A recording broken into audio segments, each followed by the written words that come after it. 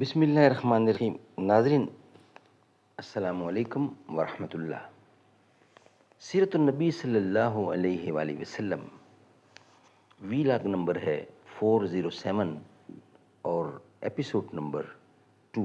آج کی یہ دوسری قسط ہے۔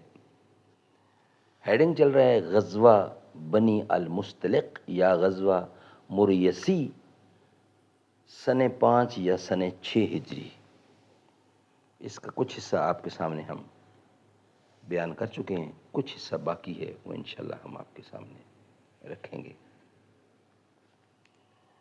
نحمدہ ونصلی علی رسولہ الکریم، بسم اللہ الرحمن الرحیم۔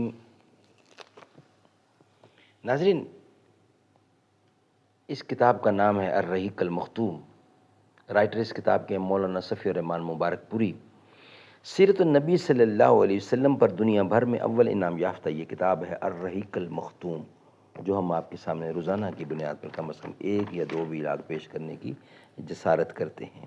رابطہ عالم اسلامی مکہ مکرمہ کے زیر اہتمام منعقدہ سیرت نگاری کے عالمی مقابلہ میں اول آنے والی عربی کتاب کا یہ اردو ترجمہ ہے جو ہم آپ کے سامنے رکھ رہے ہیں۔ قال اللہ تعالی یسقون من رحیق مختوم، یہ لوگ سر بمہر شراب پلائے جائیں گے۔ قال اللہ تعالی وَإِن تُطِيعُوهُ تَهْتَدُوا، اور اگر اس کی فرما برداری کرو گے تو راہ پاؤ گے۔ سبحان اللہ سبحان اللہ۔ ناظرین، اللہ کے نام ہیں ذوالجلال والاکرام۔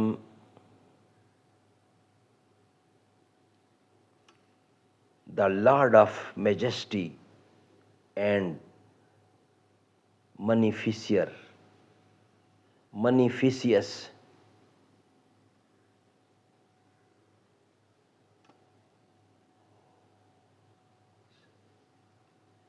ذوالجلال والاکرام، صاحب جلال و کرام، یہ اللہ کا نام ہے، صاحب جلال و کرام۔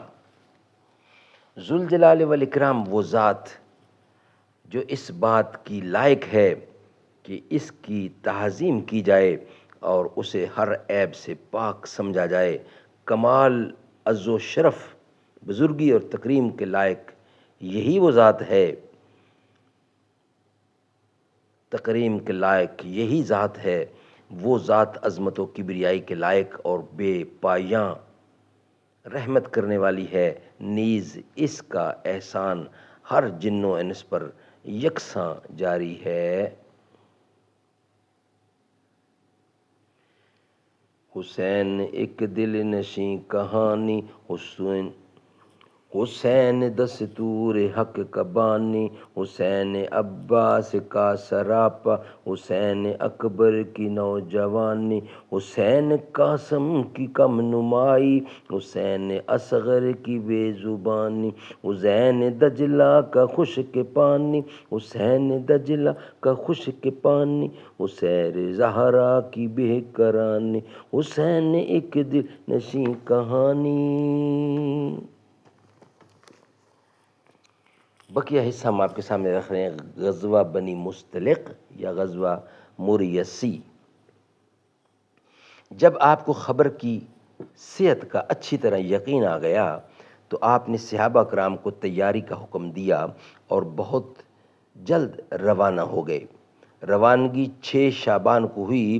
اس غزوے میں آپ کے ہمراہ منافقین کی بھی ایک جماعت تھی جو اس سے پہلے کسی غزوے میں نہیں گئی تھی۔ آپ نے مدینے کا انتظام حضرت زید بن حارثہ کو، اور کہا جاتا ہے کہ حضرت ابو ذر کو، اور کہا جاتا ہے کہ نمیلہ بن عبداللہ لیثی کو سونپا تھا۔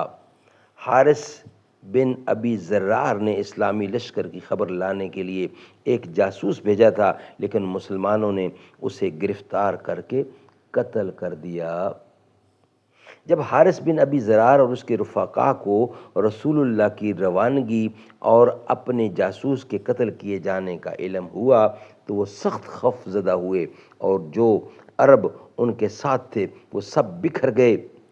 رسول اللہ چشمہ مریسی تک پہنچے۔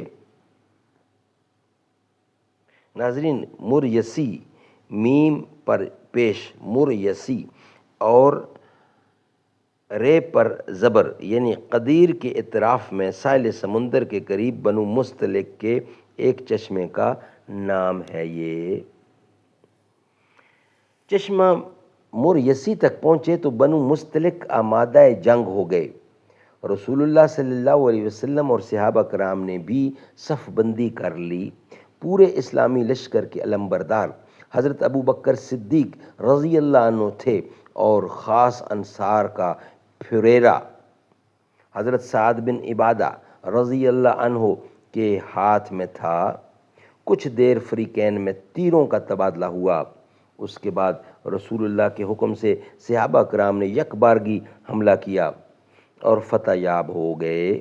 مشرکین نے شکست کھائی، کچھ مارے گئے، عورتیں اور بچوں کو قید کر لیا گیا، مویشی اور بکریاں بھی ہاتھ آئیں۔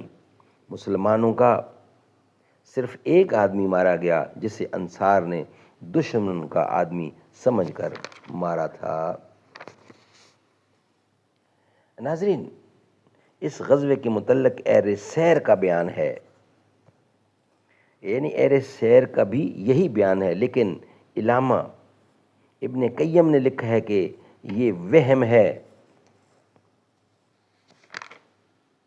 کیونکہ اس غزوے میں لڑائی نہیں ہوئی تھی، بلکہ آپ نے چشمے کے پاس ان پر چھاپا مار کر عورتوں، بچوں اور مال مویشی پر قبضہ کر لیا تھا، جیسا کہ صحیح بخاری میں ہے کہ رسول اللہ صلی اللہ علیہ وسلم نے بنو المستلق پر چھاپا مارا اور وہ غافل تھے۔